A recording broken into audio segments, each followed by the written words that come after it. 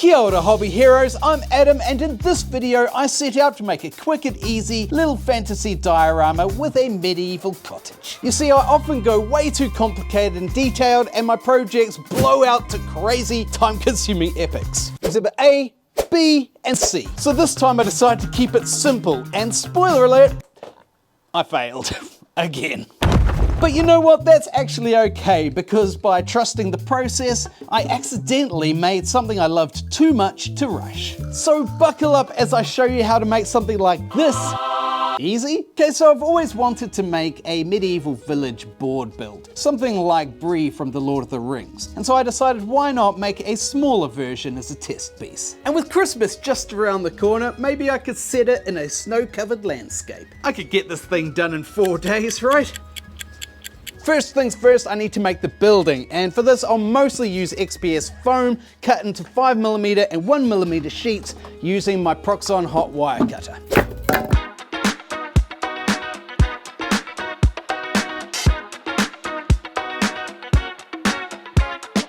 I could probably build a whole village with this amount of foam. Oh well, now I'm going to design some files, get cutting, and let's see what we can build.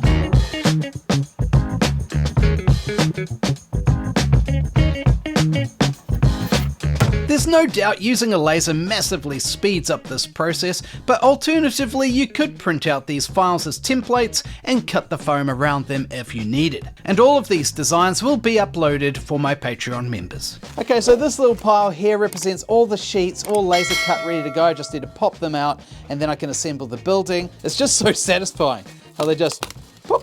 Cool, all right, let's get into it.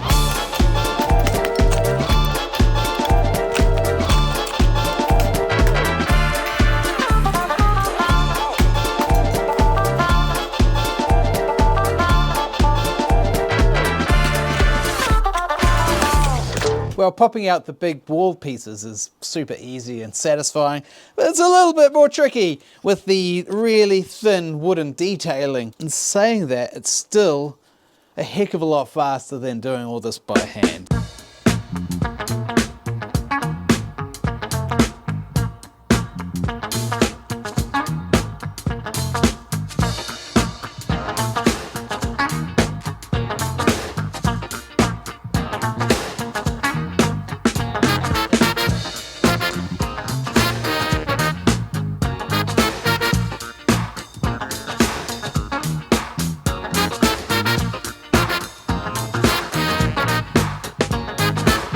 Okay, well, it took roughly 15 minutes to pop all the components out and then a further hour to do all of the texturing, which isn't too bad really. I'm pretty happy with that. And so now it's time to assemble and glue the building.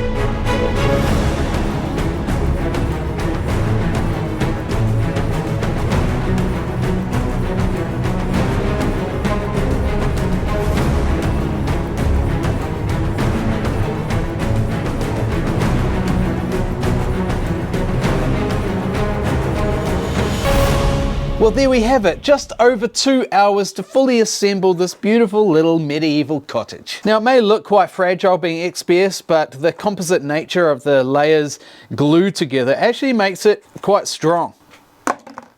As long as it's all connected like this and you're not putting your whole weight on it, it should be fine.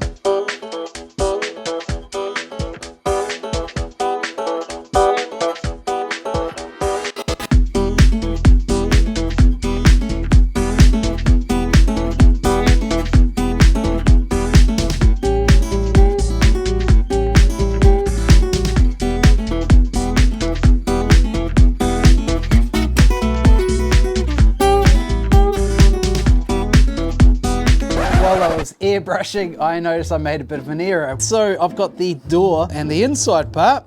The door is here on the opposite side. All right, so I like open up the door, but whoopsie, it's bricks on the other side.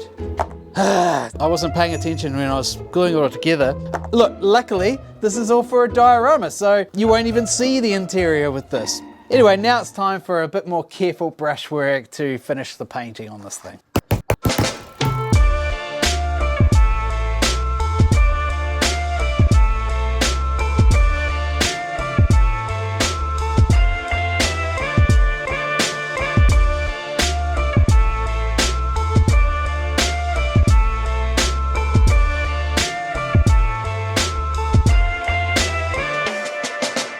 Now that I've cleaned things up with a standard brush, everything looks a lot cleaner and better defined. Now these little colored bricks do look a bit goofy at the moment, but by the time I go over it with the dry brush, that should tone down those colors a bit and give it a kind of a cohesive look.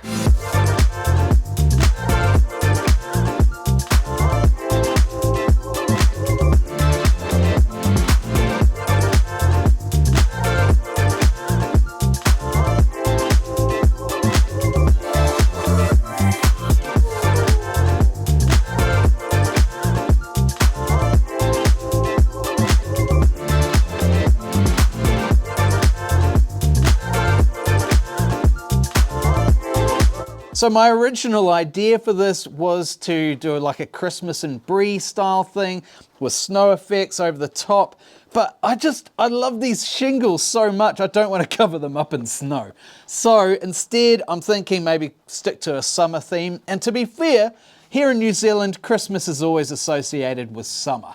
Can't beat a New Zealand summer! So I've got this MDF base onto which I'm going to glue this along with all the scenics. I roughed up the top surface of my base so everything would adhere better and attached a thin XPS base for my building. To create a simple path leading from the doorway, I used a blob of milliput and imprinted it with a textured roller. I then thought, you know what this needs? Individually cut bricks. I guess I just can't help myself. Anyway, these were textured to look like stone using the old bag of rocks technique. I didn't risk the vacuum cleaner this time because I've decided that technique kinda sucks. I made a range of different sizes to create a really interesting looking stone wall for my diorama. A healthy application of my Mod Podge and grey house paint mix was slathered all over so all those individual bricks would have a strong bond. The wall is looking great, but the surface looks way too flat for my liking, so I added a couple of plaster cast rocks and then added some gentle undulations with sculptor mold.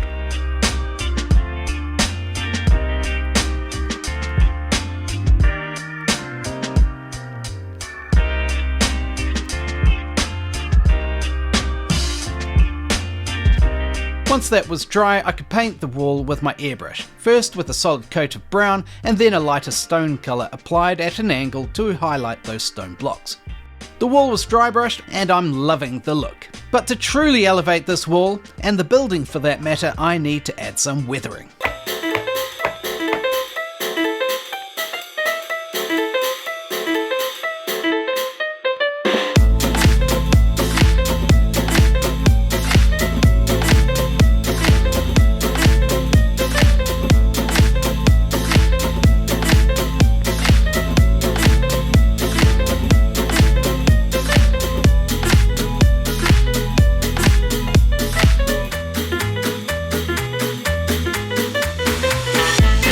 I am loving the look of this stone wall, and the various stains and washes has really kind of brought this building to life now. I've got these plaster rocks that I've put here in the corner, and so I'm going to use the leopard spot technique to paint those. And this is basically taking highly watered down paints of different colors. I've got this brown, green, and I'll make up one of this yellow ochre as well. And so then I'll dab the colors in a kind of sporadic way over the rocks and then finish with an overall wash of black, which should give it a nice realistic look. I paint the top of the base with burnt umber, and once that's dry, it's time for the next step, which is of course adding the ground cover. And for that, we'll start with this grout mix. It is 2 parts cooked soil with 1 part brown tile grout. Now, as always, it's really important when using this stuff that you protect your skin and your lungs. And once that grout's down, we can finally start adding some flock.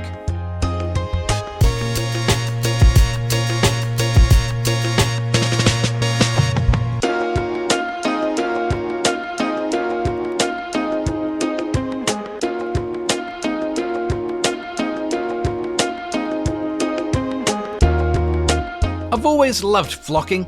It's kind of like painting with powders, building up layers of colour to create a beautiful natural look.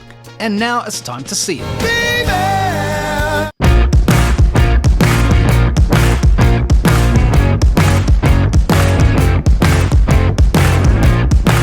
Now I know that this part is absolutely terrifying. It feels like you're completely ruining all your hard work, but give it a few hours to dry and it looks great and as solid as a rock. The great thing is this matte sealant can be made really simply and for cheap, and I'll show you exactly how in a video that I've got linked in the description. This is a great resource to have as a terrain builder, so get into it. So now it's time to start adding some flowers, a few different varieties here, different colors, shrubs, ferns and things that I'm going to add, and then add some static grass, clump foliage, and maybe a tree or two. Meanwhile, as it turns out, I've completely missed the Christmas deadline. In fact, today is New Year's Day, so have a cold one on me. Anyway, never mind, you can't rush the process, can ya? Let's do this.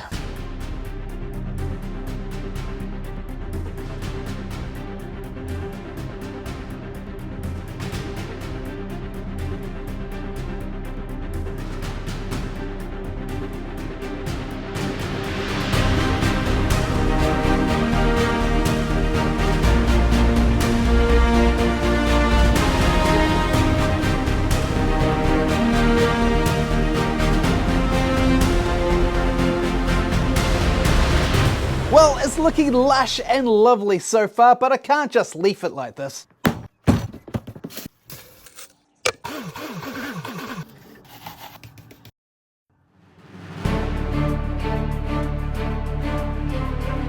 So the logic here is that this area of leaf litter will be at the base of a large tree. Now the easiest way to make a tree would be to use an armature, like this. But the trouble is they're all way too small. I want something that looks really significant next to this cottage. So we're gonna have to scratch build it.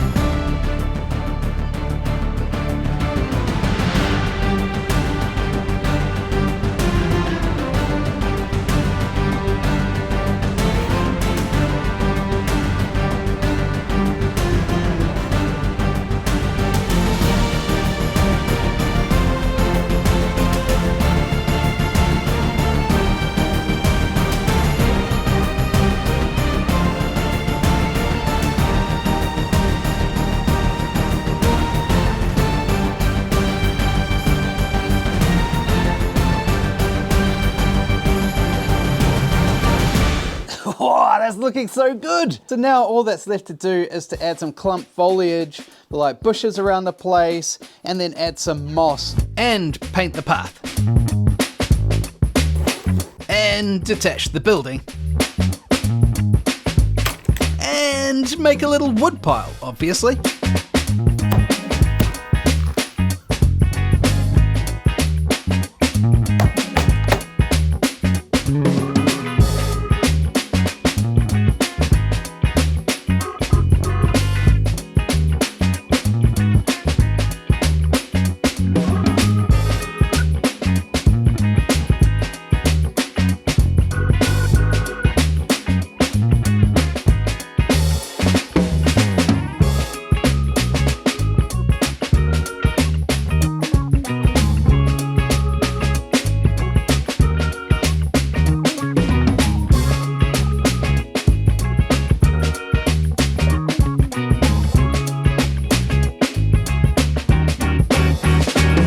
Okay, before the final reveal, please do like and subscribe. And I've been mucking about with some other laser cut tests, including this front facing of a hobbit hole. And I'm keen to expand on these by creating different varieties, along with the Prancing Pony, complete with playable interior of course, and eventually making a full Village of Bree board. Paid Patreon members get access to all of these files I'm making, along with exclusive content, and it's a great way of supporting what I'm doing here. All for the monthly price of a coffee. So go and smash that link in the description. Please also check out my affiliate links as another great way of supporting the channel, along with your own hobby addiction. Finally, I want to thank you all for a massive year.